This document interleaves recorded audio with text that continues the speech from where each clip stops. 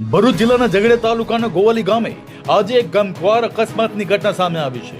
ગામના bus stand નજીક પૂર ઝડપે દોડતા હાઈવે ટ્રકે એક રાહદારીને અડફટે લેતા તેનું ઘટના સ્થળે જ કમકમાટી ભર્યું મોત નીપજ્યું હતું. અકસ્માત બાદ સમગ્ર વિસ્તારમાં અરેરાટી અને શોકનો માહોલ છવાઈ ગયો હતો.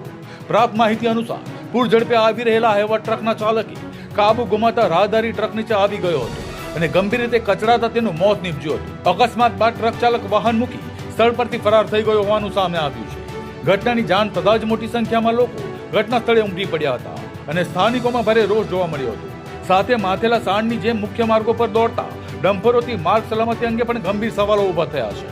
સ્થાનિકોનો આક્ષેપ મુજબ મુલનથી નાના સંજા ફાટક સુધીના માર્ગ પર એક પણ સ્પીડ બ્રેકર નથી, જેના કારણે ભારે વાહનો બેફામ ગતિએ દોડે છે અને અનેકવાર રજૂઆતો છતાં તંત્ર દ્વારા કોઈ અસરકારક પગલાં લેવામાં આવ્યા નથી, જેના કારણે અકસ્માતોની ઘટનાઓમાં સતત વધારો થઈ રહ્યો છે. ઘટનાની જાણ થતાં જ પોલીસ પણ સ્થળ પર પહોંચી હતી અને મૃતદેહને પોસ્ટમોર્ટમ માટે ખસેડી વધુ તપાસ હાથ ધરી છે. હજુ વધુ કેટલા નિર્દોષ લોકોના જીવ ગયા બાદ તંત્ર માર્ગ સલામતી માટે જાગશે.